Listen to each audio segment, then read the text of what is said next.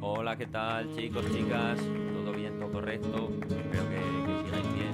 Ahora ya parece que vamos teniendo un poquito más de libertad para ir saliendo, así que seguro que estáis bien. Hoy nos va a tocar ver un poco lo que os expliqué en el tutorial de la generación del 27, que habían tenido dos etapas, pero ya más centrado en lo que vienen siendo sus textos y su literatura. Para esto vamos a coger a Federico García Lorca, que es uno de los más conocidos y más representativos, digamos. Como ya os he dicho y dije en el tutorial del 27, toda la generación tiene como dos etapas. En una primera etapa pues están más centrados en la poesía pura, influidos por Juan Ramón Jiménez, influidos por la tradición popular. Su poesía tenía rima, tenía métrica. Sin embargo, luego van evolucionando hacia una segunda etapa en la que están mucho más influenciados por las vanguardias. Ya no hace falta rimar, el verso es libre, no hay métrica. Y para ver todas estas diferencias, he seleccionado un poema del romancero gitano y un poema de Poeta en Nueva York. Así que, sin más ni más, vamos allá.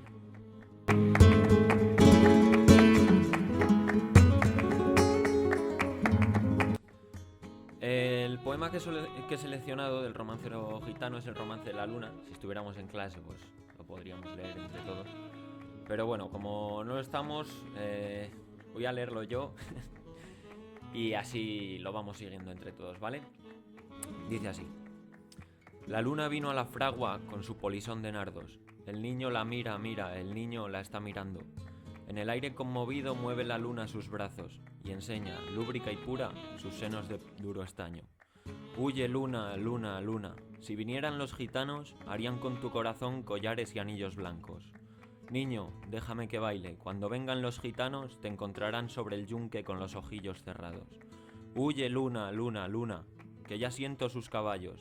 Niño, déjame, no pises mi blancor almidonado. El jinete se acercaba, tocando el tambor del llano. Dentro de la fragua el niño tiene los ojos cerrados. Por el olivar venían, bronce y sueño, los gitanos, las cabezas levantadas y los ojos entornados. ¿Cómo canta la zumaya? ¡Ay, cómo canta en el árbol! Por el cielo va la luna, con un niño de la mano. Dentro de la fragua lloran, dando gritos, los gitanos. El aire la vela, el aire la está velando. Como veis, hay un rasgo, que es el primero que os quiero hablar, que fijo que os habéis dado cuenta, todos son octosílabos. Hay un ritmo constante de lectura. La luna vino a la fragua con su polisón de nardos. ¿Esto por qué es? Porque es un romance, que os lo he marcado aquí, que es un elemento de la tradición popular. Ahora lo veremos un poco más en profundidad. Los romances estaban hechos para ser cantados, para contar historias, para que los juglares pudieran ir cantando historias, y de ahí que sean octosílabos, porque así le da al poema un ritmo que favorece pues su inclusión en una música o el ser memorizado para ser recitado, todas estas cositas, ¿no?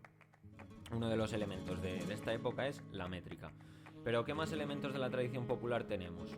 Aparte del romance, utiliza por ejemplo la luna, el niño, los gitanos, ¿no? Son elementos muy estéticos que todo el mundo conoce, que todo el mundo tiene claro el concepto, por así decirlo, y que son muy de leyenda, muy míticos, muy de esas leyendas andaluzas de la tradición popular, que es de donde bebe Lorca en toda esta primera etapa. Entonces él las utiliza para contar a su manera pues, un mito popular. ¿Qué símbolos utiliza? Porque claro, al principio lo lees y la luna, el niño, los gitanos con el caballo, ¿qué me quiere decir? Hay ciertos elementos y ciertos símbolos de la poesía de Lorca que hay que saber de antemano, hay que saber antes de leerlo qué significan para así comprenderlo, porque una vez los tienes controlados, entiendes mucho mejor toda su poesía. En este caso os los he marcado en azul y vamos a ver cuáles son. Y luego pues comprobamos a ver más o menos por dónde van yendo los tiros del poema. En el primer caso la luna, que es un elemento que está personificado, interactúa con el niño, si os fijáis. En la poesía de Lorca representa la muerte, que es un tema que este poeta utiliza mucho, la verdad. El color blanco, si os fijáis que dice blancor almidonado, o que la luna, como vamos a ver más adelante, está llena y está blanca, Simboliza también la muerte, porque se asocia a la pureza, pero también a la palidez de los cadáveres, a la pureza, esa inocencia que queda, por así decirlo, cuando alguien ya está muerto y no puede hacer el pobrecito daño a nadie. El estaño y el bronce son metales que representan pues un poco la frialdad, entonces en este caso también se asociarían con la muerte, una vez más. Como veis, está redundando constantemente la misma idea, pero también representan la dureza. Entonces, cuando dice bronce y sueño, el sueño, que aquí os he puesto, es la representación del mundo onírico, un mundo libre, ¿no? Los sueños son lugares donde puede pasar cualquier cosa, entonces asocia a los gitanos con sueño y con bronce para decir pues que los gitanos son de alguna manera ese mito que tenemos, ¿no? Libres, son una forma de ser echada para adelante, ¿no? Pero al mismo tiempo, pues gente contundente y dura. Entonces, por eso dice, como leemos aquí, bronce y sueño, los gitanos. Es una manera de describir en dos palabras, ¿no? Entonces, ¿qué nos quiere decir? ¿Que la luna vino a la fragua? Pues, evidentemente que la muerte vino a la fragua y se encuentra el niño. ¿Qué pasa si la muerte encuentra a una persona? Pues, poneros en lo peor, ¿no? Finalmente, pues, aquí lo dice bien claro. Por el cielo va la luna con un niño de la mano. Es decir, el niño está en la fragua, el niño se está muriendo y los gitanos vienen a por él, vienen a salvarlo, vienen tocando el tambor del llano, vienen con los caballos, como ahora os explicaré, pero no llegan a tiempo. Entonces, básicamente, este romance viene a contar pues la muerte de un niño. ¿Qué recursos literarios utiliza? Por ejemplo, nos podemos fijar en que utilizaban muchas metáforas.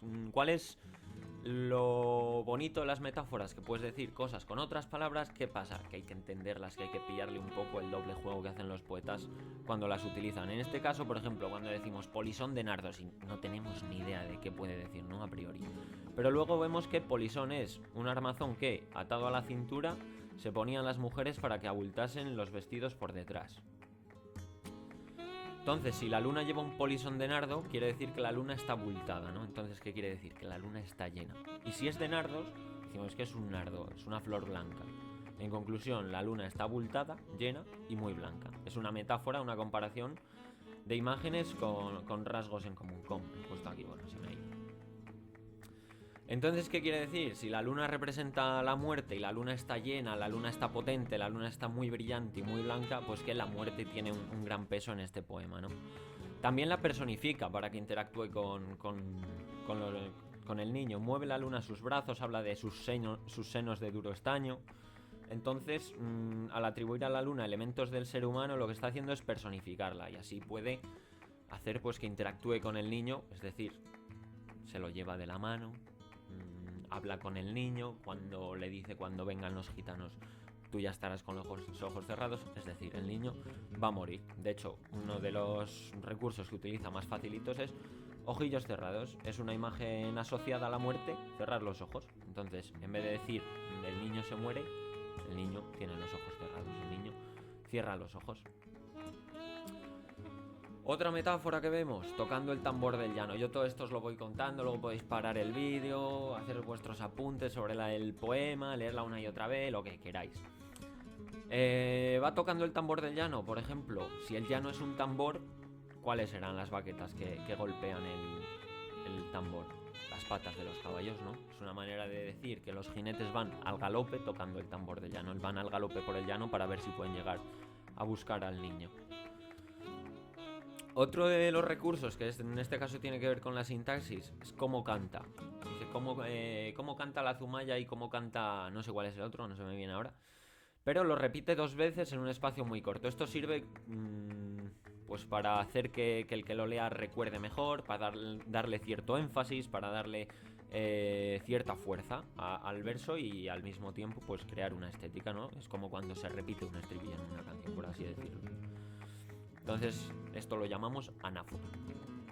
Hay otra anáfora aquí también, huye luna, luna, luna, que la repite al inicio de 2 versos. Cuando se repiten 2 versos, o sea, el inicio de 2 versos es exactamente igual, decimos que es una anáfora. También hay otro recurso de repetición, como aquí, otra anáfora. Los versos son prácticamente paralelos. El aire la vela, el aire la está velando, solo cambia el tiempo verbal. Entonces, como vemos, utiliza primero las metáforas para darle un significado doble a lo que nos está diciendo, y luego utiliza unos recursos sintácticos como las repeticiones o como los paralelismos para darle una dimensión estética al poema. Entonces, pues el resultado que nos queda es eso, una cosa rítmica, fácil de memorizar, y que si entiendes ciertos símbolos, entiendes muy fácil la historia que te está contando, porque en los romances realmente es eso lo que hace, contar una historia. Sin más ni más, nos vamos de aquí, nos volveríamos a Poeta en Nueva York. Veamos ahora qué características tiene y qué poema hemos elegido.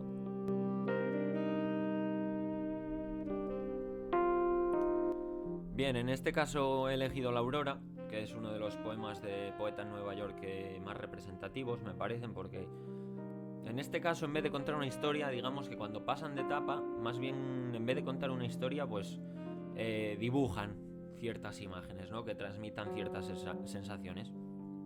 Os lo voy a leer también a ver qué os transmite. Dice así: La aurora de Nueva York tiene 4 columnas de cieno y un huracán de negras palomas que chapotean las aguas podridas. La aurora de Nueva York gime por las inmensas escaleras, buscando entre las aristas nardos de angustia dibujada. La aurora llega y nadie la recibe en su boca, porque allí no hay mañana ni esperanza posible. A veces las monedas de enjambres furiosos taladran y devoran abandonados niños. Los primeros que salen comprenden con sus huesos que no habrá paraíso ni amores deshojados. Saben que van al cieno de números y leyes, a los juegos sin arte, a sudores sin fruto. La luz es sepultada por cadenas y ruidos, en impúdico reto de ciencia sin raíces. Por los barrios hay gentes que vacilan insomnes, como recién salidas de un naufragio de sangre. ¿Qué os parece este con respecto del romance? Lo primero, en este no hay rima, no hay ritmo, no va tan de seguido, no se nos queda tan bien, ¿no? Es como que dice, además las imágenes son un poco más retorcidas, porque bueno, no es la luna, no es el niño, no es el gitano, no son esos elementos cercanos de la tradición española. Claro, hay que darse cuenta de que está describiendo una ciudad como Nueva York, que para él es algo totalmente nuevo, y que además está utilizando pues otro estilo y otro lenguaje. Hay que fijarse también, porque este poema, en vez de contar una historia, simplemente pinta una postal, como quien dice, nos ofrece unas imágenes de la ciudad de Nueva York para ver qué sensación nos transmiten, porque es así un poco como funcionan los poemas surrealistas. Entonces, ¿qué imágenes nos podemos encontrar? Por ejemplo, la aurora, que es el día naciente, que todavía tiene por delante, de la misma forma que el niño tiene por delante toda su vida. Son lo nuevo, la oportunidad, la inocencia, es decir, una ciudad que amanece. Siempre es una imagen bastante poética, porque no sabemos qué puede pasar en esa ciudad, no sabemos lo que nos va a esperar el día, igual que cuando nos levantamos de la cama. Lo mismo pasa con los niños, ¿no? Es otra representación de lo mismo, esa incertidumbre de un niño de qué le va a pasar a lo largo de toda su vida, todavía lo tiene todo por delante. Otro símbolo que utiliza, por ejemplo, son cadenas y ruidos, que representan pues eso, un poco la opresión, el ruido que hay en las ciudades, la cadena de la rutina, ¿no? Cuando se vive en una ciudad siempre se vive con un horario más vertiginoso, todo va más a prisas, ¿no? Entonces va utilizando ciertos símbolos, ciertas metáforas para ir pintando una postal. Luego, ¿qué hace? Las combina con ciertos recursos literarios, como vamos a ver. A ver si pasa esto, sí. Aquí, recursos literarios, algunos que os he puesto. Columnas de cieno. Nos pasa un poco como con polison de nardos, ¿no? Si no sabemos bien qué significan las palabras. Pero el cieno, por definición, es el barro, la podredumbre que se va quedando en el fondo de los ríos, los restos que el río va moviendo. En este caso, como son columnas, van hacia arriba, ¿no? Entonces, ¿qué pueden ser? Pues, ¿qué cosas hay verticales en las ciudades? O las columnas de humo de las fábricas, o los propios edificios. Entonces, se refiere a que la estampa de la aurora se ve recortada, se ve un poco enturbiada, pues, por los edificios, la gran ciudad en sí misma, y por el humo y los vapores que la actividad frenética de la ciudad va dejando. La aurora gime es otra personificación, como la que os dije antes, por ejemplo. La aurora gime, ¿qué pasa? la aurora es paralela del niño. Si el niño gime, la aurora gime, es que algo no va bien, ¿no? Ese amanecer bonito que se presupone en una ciudad no hay, porque hay contaminación, hay ruidos, hay cadenas, como se ha dicho en el apartado de los símbolos. Y aquí, por ejemplo, introduce un recurso que me parece muy bonito, que es la sinécdoque, que es cuando, para hacer referencia a un elemento, solo nombramos una parte. Entonces, en este caso dice aristas, que no sé en qué verso lo dice exactamente. Bueno, ya se me fue. La aurora... A ver si vuelvo al sitio. Aquí estamos. Entre las aristas, buscando entre las aristas. Es decir, la aurora de Nueva York se ve enturbiada por los edificios, ¿no? Las aristas en este caso son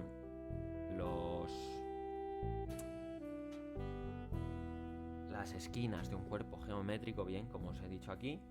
Entonces, al referirse a las aristas, se refiere a las esquinas de los edificios. Es otro recurso, una sinécdoque. Como veis, en la primera poesía era mucho más comprensible. Nos contaban un cuento, nos contaban una manera de hacer un relato con octosílabos, con un cierto ritmo, con imágenes de la tradición popular. Mientras que en las vanguardias vemos que no hay rima, los versos miden cada uno de una manera, las imágenes que se buscan ya no son esas típicas de leyenda y mitología española, sino que es otra cosa totalmente diferente, y que el funcionamiento de los poemas, en definitiva, es diferente. Uno cuenta una historia, otro simplemente traza las imágenes y deja un poco más de libertad al lector para que lo interprete. Con estas dos cosas quiero que os quedéis para que sepáis cómo fue la tradición del 27. Evolucionaron esto, de la tradición popular a las vanguardias. Quedaros con ello bien, porque es algo que sucede en casi todos los autores que vais a estudiar de la generación del 27, y con eso os quedáis un poco con la idea de lo que fue y lo que significó. Así que nada más, no os doy ya más la chapa, ¿vale? Muchas gracias, chicos.